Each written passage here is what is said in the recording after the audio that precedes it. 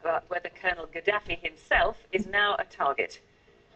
After part of the Libyan leader's compound is blown up, the chief of the defence staff insists the aim is not to kill Gaddafi. It's not allowed under the UN resolution, and it's not something I want to discuss any further. But as more British jets head for Libya, the government insists the UN resolution means Gaddafi can be a target if he is a threat to civilians. I've been clear. I think Libya needs to get rid of Gaddafi. But in the end, we are responsible for trying to enforce this Security Council resolution. The Libyans must choose their own future. Also on tonight's programme, the big energy suppliers are accused of raising prices too quickly and told they fail to play it straight with consumers. The grief of Japan's children, mourning for those lost in the tsunami.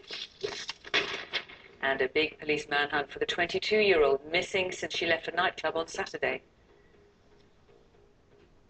And I'll be here with Sports Day later in the hour on the BBC News Channel, including the latest on the England captaincy. What now for Rio Ferdinand as John Terry regains the armband this week?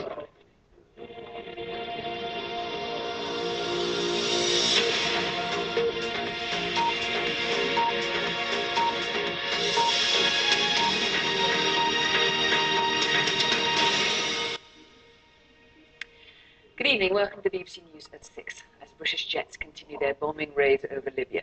A difference of opinion has emerged about whether Colonel Gaddafi himself is a target. Earlier, the head of the UK's armed forces categorically ruled it out. But soon after, government sources were quick to brief journalists that the Libyan leader is a legitimate target under the terms of the UN resolution. Last night, the Libyan leader's compound was bombed, though he's believed to be unhurt. As MPs in the Commons debated the military objectives of the campaign, the Prime Minister reiterated the people of Libya have no future with Gaddafi in charge. 3 days into the coalition bombings, we'll be looking at where the military action may lead and how it may end. Our first report tonight is from our Deputy Political Editor, James Landau. British fighter jets leaving RAF Marham today for Libya.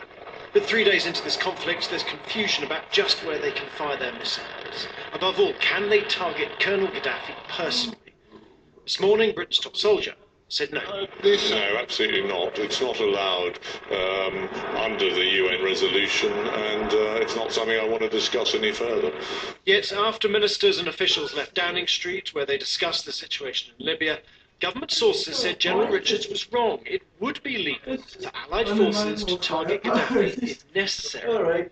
They pointed to the deal agreed at the United Nations last week, Resolution 1973, which allows Allied forces to take all necessary measures to protect civilians.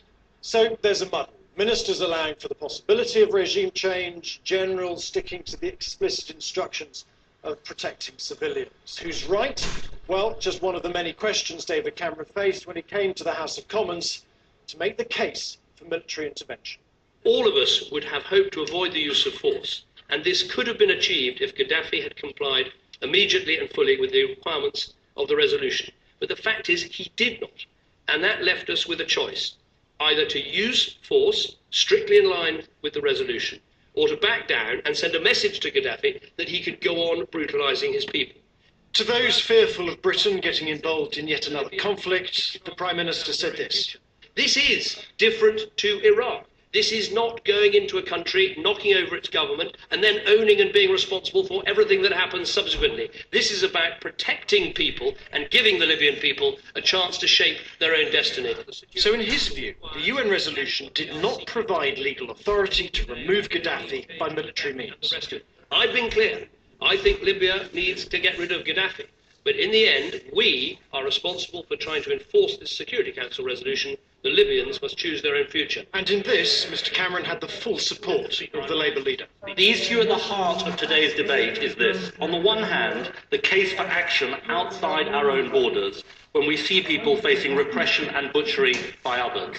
And yet, on the other, the caution we must always show in the exercise of Western and indeed British power. One opponent of the war in Iraq had no such doubts today. This action is necessary, legal and legitimate. Necessary because of the systematic brutality towards his own people of Colonel Gaddafi. But others were sceptical. When will all those nations that are taking part know what the circumstances are for pulling out and ending the war? In southern Italy tonight, British warplanes prepared to head once more over the sea to Libya. For them at least, it's time for action, not debate. James Landell, BBC News, Westminster. In Tripoli, Libyan government officials have been showing foreign journalists the wreckage of the building in Colonel Gaddafi's compound, destroyed by what they described as a coalition attack. They claimed civilians acting as human shields could have been killed. So far, according to the US military, the bombing raids have focused on air bases around Tripoli. There have also been missile attacks on air defences in Misrata and Sirte, and in the east to stop pro-Gaddafi troops heading towards the rebel-held Benghazi. Our correspondent Alan Little is in Tripoli. Alan. Well, Fiona, Tripoli is braced again for a third night of airstrikes. It was about this time last night that the anti-aircraft guns opened up for the first time on what was a long and very noisy evening. Now, our movements as foreign journalists are very restricted here, but we do know that one target was struck late last night, which has changed perceptions and confirmed in the minds of many pro-Gaddafi Libyans the notion that these airstrikes are not to protect civilians at all, but to overthrow their leader. Already the war has come to the heart of the Gaddafi regime, to the Libyan leader's own compound. We heard the hard metallic thud of the missile strike as anti-aircraft fire raked the sky. Then the low rumble of the explosion. It turned a three-story building to rubble. The Allies said the strike had disabled a command and control facility, that Gaddafi himself was not a target.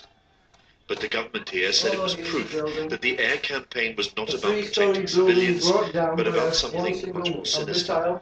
Saying that it's not their priority, not their target to attack this very place. They know from the media that hundreds of civilians are here in this place to protect it as a voluntary human shield. That voluntary human shield had gathered earlier around the building that was bombed by the Americans in 1986. It is a symbol of national defiance here. They settled, cheerfully saying they had not been coerced. They were ready to die with their leader if it came to that. Officials here said the missile had missed them by 50 meters. In the east, there has been a dramatic reversal of fortunes. Troops loyal to Colonel Gaddafi are suddenly, rapidly, in retreat from Benghazi. Rebel forces have broken out, capturing territory they lost last week. In effect, under the cover of Allied airstrikes, they pushed forward to the city of Ajdabia, 100 miles from Benghazi, in only a day. The airstrikes have given the rebels immense new hope that they can overcome the might of Colonel Gaddafi's military. Their stated aim is to remove him from power. The UN Security Council does not authorize the overthrow of Colonel Gaddafi, but it is becoming the means by which rebel forces in the east are seeking to overthrow him. As airstrikes by the Allies provide air cover for rebel advances, it will look to many in the international community like regime change by the back door. For there is also a propaganda war, and the Gaddafi regime is working hard to prove that that regime change is the real aim of the airstrikes. So Fiona, Colonel Gaddafi's priority must now be to avoid further damage to his forces from airstrikes. He knows that there are already grave doubts about what is happening in Russia, China, and parts of the Arab world. So we can expect to hear him argue very forcefully now, with them in mind, that the Allies have gone way beyond what the UN Security Resolution had in mind. Fiona. Alan Little in Tripoli, thank you. David Cameron claims the Allied forces have largely neutralised Colonel Gaddafi's air defences in Libya. British military officials say they're satisfied that the raids on Libya are achieving their aims. But what are the coalition's ultimate objectives? Here's our defence correspondent, Caroline Wyatt. For a second night, British Tornado jets took off for Libya, aimed to hit Colonel Gaddafi's air defences. But is this about more than degrading his military capabilities? Defence sources insist that the UK submarine strike on Gaddafi's compound wasn't targeting him. The coalition says this mission is just about protecting the Libyan people. That's why these warplanes didn't drop their bombs, the MOD says, when they saw civilians near their targets last night. Despite what you may see from the Libyan authorities, we have no evidence to suggest that we have caused innocent civilian casualties. there is formidable coalition firepower to enforce the UN resolution. In the UK, its typhoons and tornadoes are taking part, while a British submarine is using Tomahawk cruise missiles and the tornadoes the Storm Shadow. The French are using both Rafale and Mirage jets, while the US has its B-2 stealth bombers and F-16s,